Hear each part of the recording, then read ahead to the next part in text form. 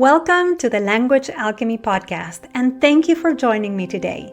This is your host, Alejandra Siroka, a transformative communication teacher and coach who is devoted to helping multicultural individuals, couples, and change makers engaged in personal growth transform their lives and relationships through conscious communication. Thank you so much for being here today in your Transformative Communication Podcast Workshop, where you get to reflect on your communication, explore tools to thrive in your life and relationships, and get communication tips you can put into practice right away. As we get closer to the presidential elections in the United States and to that time of the year, the end of the year, in which we gather with our families and our in-laws, many people have been writing to me about the anxiety they feel about not knowing what to talk about when they gather with family, or whether they can have meaningful conversations about topics that matter to them. We are living in divisive times in which we are losing the ability to have real and meaningful conversations about topics close to our heart, especially when we are talking to family members, in-laws, and relatives who may have opposing views or different opinions from ours. I've been thinking a lot about this, and I wanted to invite one of my family members to have a real conversation with me and talk about how to talk about family members with opposing views and ideas. My dear guest is Dr. Siroka Robinson, Matthew's mother and my mother-in-law.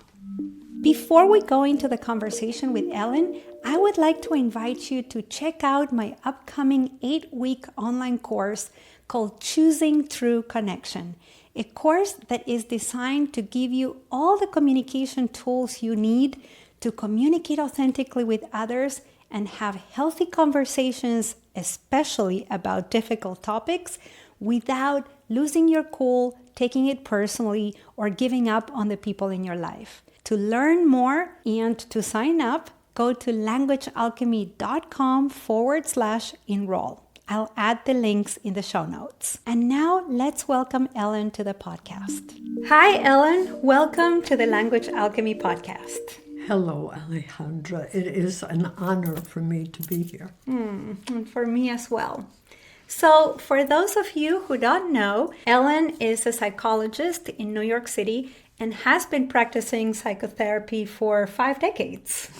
It's a very big number. A very big number indeed. And you've done a variety of things. In the past, you ran a summer camp for neurodivergent children. You were a co-founder of the Institute for Sociotherapy in New York City. You traveled around the United States and to other countries facilitating trainings on psychodrama. And in your private practice, you have been working with individuals, with couples, with children, with families. So aside from being my mother-in-law, you are also an expert on family dynamics. If anyone can be an expert on family dynamics. That's right. Yes. I guess it takes a lot, and we're always evolving and learning. It takes a lifetime, I think, really, to totally understand. Yes, human beings are complex. So first, I wanted to say that Ellen and I get along very well. And we usually comment about how we can talk about any topic. And often my friends have said to me, having met you and having had a chance to view our relationship, how fortunate I am. Yes, and I am too. However, I don't agree with the fact that it's just fortune or pure luck or that we had good chemistry from the beginning. I think we have both worked at having the kind of relationship that we have. Very hard. Very hard, yes. And I remember that when I met you, I was afraid of you because you have one child. His name is Matthew.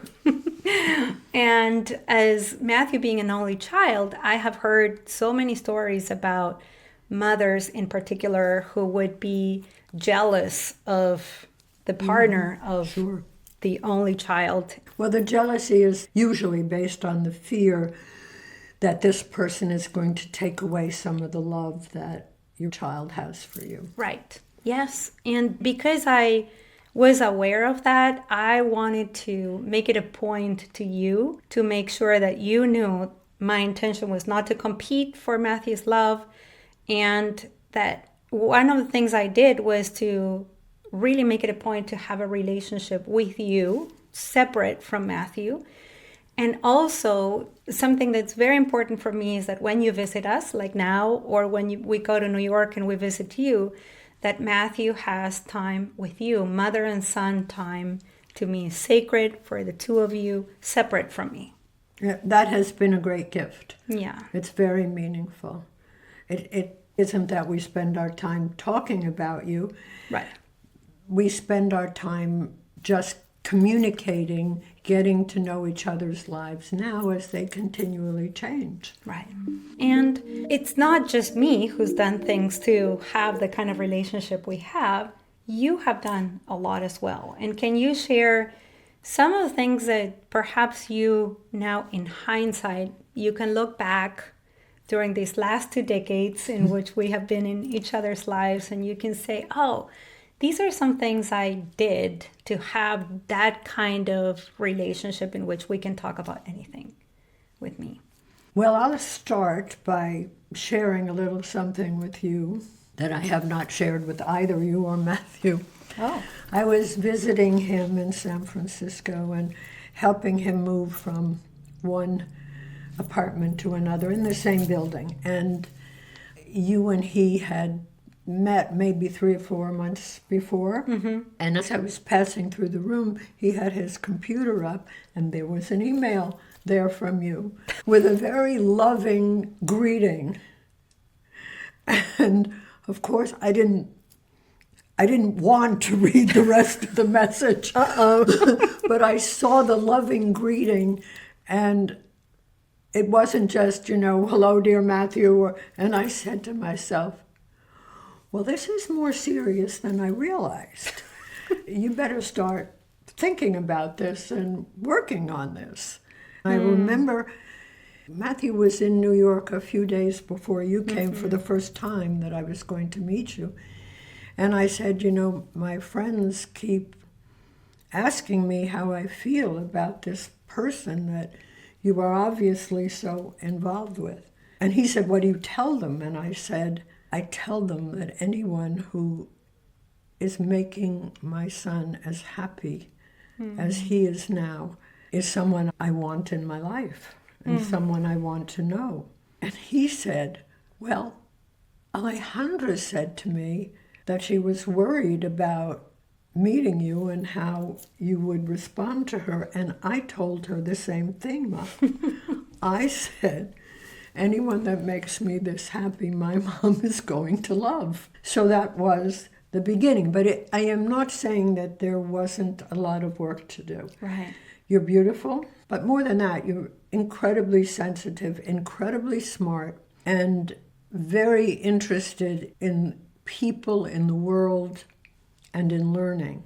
That was a formidable person in my eyes. And I thought about all the mother-in-law jokes that we have in our culture, which are so negative and so disparaging. And why is it? Because we are afraid that whatever special relationship we have with our child is going to be disturbed in some way.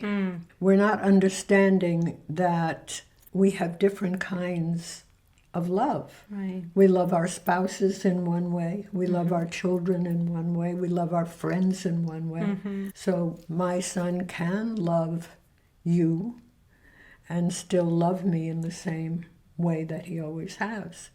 Unless, of course, I do something heinous, but... I doubt that. Well, first, thank you for what you said. I'm just feeling so soft and tender inside and teary. There are a couple of things that you said that were so important that I'm just getting now. One was that when you saw that email, I don't know what I wrote, but when you saw that email, that you talked to yourself in your internal dialogue and you said, well, this is getting serious. I better start working on it now. Even before you met me, you had that very clear intention that you needed to do something for this potential future relationship. Secondly, what I also heard was this idea that instead of having your future in-law, daughter-in-law's presence take away from an experience in your life, to consider that this new person could enhance your life experience, could add more love. There was one more person to love. That's and to so be beautiful. loved by. And to be loved by. Which has been a very, very great gift. I mean, our relationship has also been a great gift to me. Gift often implies that you don't do anything to get it, but that's really not the case. I think you've said very clearly that we had a lot of work to do. And what was the work? I mean, you came from a different culture. Yes. I had to learn, one, about the culture, the differences, to respect it and not ever see it as something less than the culture I was raised in. Basically, I wanted Matthew to be happy. That's all I've ever wanted. So I said, well, what if she doesn't make him happy? All these fears were going through my mind, and I thought that the only way I can really resolve them is by getting to know you better. And you did something that we have both learned, I think, over the years, which is to know each other better, to listen to each other more deeply, with more respect, and with a lot of openness and curiosity. And I remember an anecdote that we've talked about many times. One of the first times I think you called me, Matthew and I had been married for just a few months. We were living in San Francisco, and you called me and you immediately said, "What's wrong?" And I thought, the only person who says that is my mother, because she knows by the way I answer the phone, she knows whether something's bothering me or I'm struggling with something. And I just went for it, and I told you. I could have in that moment said, "Oh no, I'm okay, whatever, I'm feeling under the weather," but I decided to tell you that I was upset with your son. Because I think the situation was that I needed to go and buy a window. We needed to replace a window. You were handling the construction on the house. Yes. He had given you that job because he was first starting with the law firm. That's right, yes. But I need to go and get a window or some windows, I don't know. And when I got to the store, the person helping me asked me so many questions about the materials. I only had the size, the measurement of the window, but I didn't know, is it double pane? Is it glass? What the material of the frame? There were so many. Are you going to paint over it? I had no clue. So I called Matthew. He was working, and at the time I interpreted that as him being very impatient with me. He was. Yes, he was.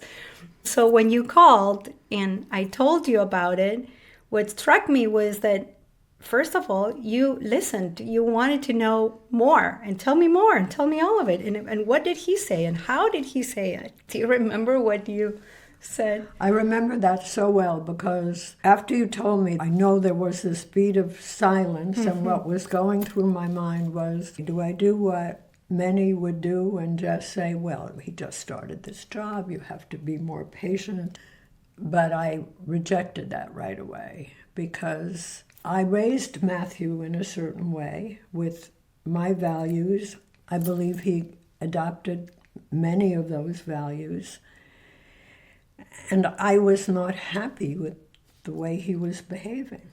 And I took a deep breath and I said, Alejandra, you cannot allow my son to speak to you that way. You call him up right now and you say, Matthew, if I call you and tell you that I need your help, you don't say you can't help me. Now you're busy. Yes, I remember that. And that just created so much trust between us that you didn't take his side, you even took my side. Well, I thought in that case he was in the wrong, and I had enough confidence in my relationship with him to move him in that direction. I knew that he would respond positively because I knew him. I knew if you said that to him, he would respond positively. But it was a big leap, I agree. Yeah. But I was thinking of you. You had come to San Francisco. You had nobody there. Right. Your whole family was in Argentina. So, I thought to myself, who does she have? She has Matthew and she has me. Yeah. So we have to be a team. Yes. And you were there for me. And you also, with that conversation, taught me that if I were in the wrong, I don't know, I felt like you would tell me. But that was something I could trust, that it was not just going to be mother-in-law criticizing daughter-in-law. Yeah, thank you. Over the years, we've had several conversations in which we didn't see eye to eye. Conversations about different ideas about social conditioning of women and the construct of race, how to talk about ethnicity and racial identity, intersectionality. I think we recently, maybe like a year ago, we had a conversation about the use of the pronoun they to talk about people who are gender nonconformist and do not see themselves within a binary gender configuration or identity. And we've even talked about politics and some political measures or strategies that we didn't agree with. Yeah, we had different opinions of the world. What are some of the things that you believe we did to be able to disagree respectfully or to go through the intensity? Because we've had intense conversations about some difficult topics. However, we never gave up on each other or the relationship. What are some things that you believe that we have done together, or that you did or you saw me doing as your daughter-in-law? Well, what I saw you doing was trying very hard to be open to whatever I was saying. I don't believe in difficult conversations like that. You can go in with the idea that you're going to convince the other person to see things your way. It's just a mistake, in my opinion. I agree. I think that part of the importance of listening is getting to know the person in a different way. You think you know the person, but then you come up against an idea that you're both radically thinking differently about. That means you need more listening and more understanding. How did she come to this idea? Why is it important to her in this way? I was raised, let's say, in an extremely liberal family. And as I grew older, I would say I moved a little closer to central. But the world has changed so greatly. And years ago, I would say my parents would not really understand a lot of what was going on. And recently, I think you have helped me see that in many conversations that we've had. I have not kept up either with the changes because they are so different. Right. I talk to young people now who are telling me, we don't think that much about getting married. We probably won't get married. And no, I know that I don't want to have children. Whoever spoke like that when I was growing up or getting married? Nobody spoke that way. So those changes have really, I think, helped me grow and made me want to listen more and not see us as having opposing ideas, just having different ideas. And maybe that's the key. If somebody's idea is, you think, in opposition to you, I think it's more helpful just to think of it as a different idea. Right.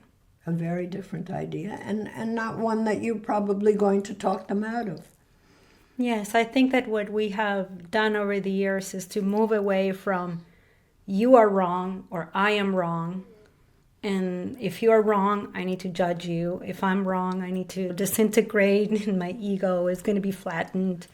But rather to say, well, you have this idea, I have this other idea. They're just different. I also think, Alejandra, that if you really want to have this relationship, you have to be willing to say, I'm sorry sometimes, or to say, I feel as if I have done something to hurt you. I don't know what it was. Would you tell me? Mm-hmm. I think those are very important queries that you have to use in these kinds of relationships. And we've done that. We have. I remember being in this same room where we are now, some other visit. You came and visited us. I said something. I hurt you with what I said. And then I remember coming downstairs, knocking on the door and saying, can we talk?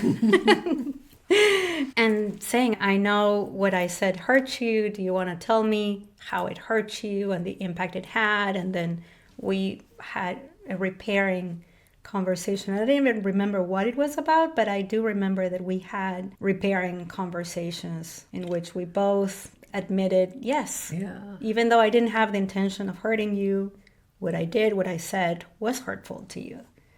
Do you want me to tell you what it was Sure. about? Sure. If you remember, yes. I do. I had given you a compliment about what you were wearing. Oh. And you started yelling at me that, why do I only see you as... I started yelling at you? Yeah. Oh my gosh. You were saying that this is what my mother always does, what everybody does. They think I only want to be told how pretty I am, and I want to be seen as, more intelligent. And in my mind, one didn't cancel out the other, It just struck me that it was a very pretty shirt, and I said it, but I didn't know your history about it. Right. So it upset you a great deal, and your response upset me a great deal, because I thought, you just say a nice thing to somebody about what she's wearing and all this happens. Mm-hmm. But I thought it was a very moving conversation that we had. I was incredibly touched that you came downstairs and, said, can we talk? And I learned a great deal, and it helped me tremendously. I went to Matthew on occasion and said, I know that I did something inappropriate, something that hurt Allie. I'm not exactly sure why or how, but did I? And he said yes. And I didn't ask him about it. I just wanted to know if I had hurt you. Right. And he said yes. And then I went and spoke to you when we came back. I know what that was. I do too. Do you want me to tell you what that was? I think I was setting the table. That's exactly what it was. Yes. And I put the fork and the knife, I don't know, the right or left. The napkin. And you moved the napkin, something that you would never do because you're so respectful about our house and how we do things. But you went and moved it right away, and I put it back. And I said, why are you doing that? And you said, well, this is how we do it in America.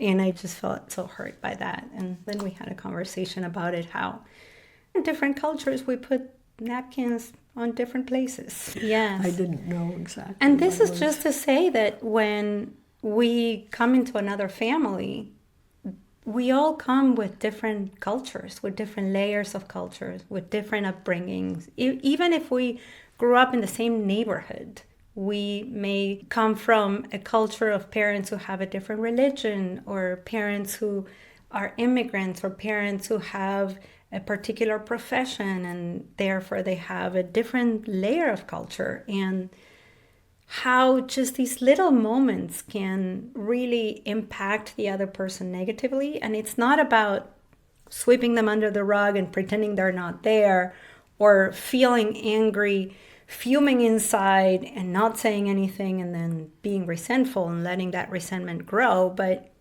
talking about it and being able to notice, oh, she seems upset. Actually, if we think about it, in the same family, that can also happen. Yes. Because each child's existence is different and separate, and what is said to one child if it was said to the other, could hurt them tremendously, while the first child rolls right off the back. They don't even consider it a slight. Mm-hmm.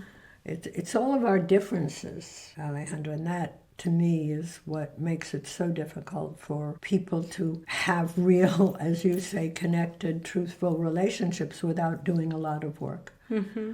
Because we are all so different. Yes. I want to ask you for a piece of advice as a psychologist who has worked with parents and children and families. What kind of advice do you have for people who are heading towards election season and end of the year? They're going to be gathering with in-laws and with other relatives, and they don't know how to have real, meaningful conversations with them. Is there something you'd like to help people with and say, try this or avoid that? Where I live in New York City, there's a lot of conversation about we choose our families, and that's not the family of my birth. I have made my own family. You hear that a lot. Sometimes because the true family is living on the other side of the country. Right. But nowadays, with the kind of communication instruments that we have, that doesn't make such a difference as it did years ago. So more often it's because there is estrangement or differences between viewpoints. Yes, you can choose your family, but what have you chosen? Usually people that you love, who you respect, who have similar thoughts and ideas. Mm-hmm. So the family you were born in, to, many people will say, I didn't choose, and I wouldn't have chosen. But they are your family. They are the people who, if they're the older sibling, have known you since you're born. Mm-hmm. Who else knows you in the world since you were born? And you did share a similar culture of growing up, which may have been negative, may have been positive, and you may each view it a little differently, but there are still similarities. Yes. So I think the idea is to go with those thoughts in mind. Okay, these are not people I might have chosen as friends, but they're people I grew up with, people I know. I have to go and listen. I have to just accept them as people who have different ideas. I will not convince him. He will not convince me. What is the point? Think about what are topics we can talk about. Where are the values we have that are in some way similar? Is it about raising our children? Is it about the schools they go to? Anything that we might be able to connect on. Most people will say to me, I'm going for Thanksgiving. It's going to be such argument because he votes for this one and I'm going to vote for that one. And my advice always is the same. Stop thinking about the differences. Try to find the similarities. Try to find the things you do feel similarly about. And don't go trying to convince anybody else that your way is right. It's obviously right for you. It may not even be right for them. Yeah. Beautiful. Thank you so much. And one big similarity that we have is that we both love Matthew. We both want Matthew's happiness.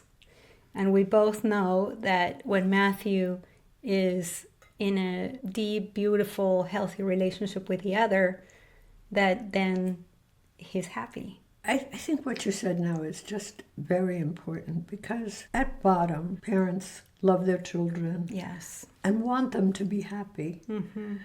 And if we can think about what you said before, that loving expands, it doesn't constrict. Right. So the more love that's in the house and in the family, the more there is for everyone.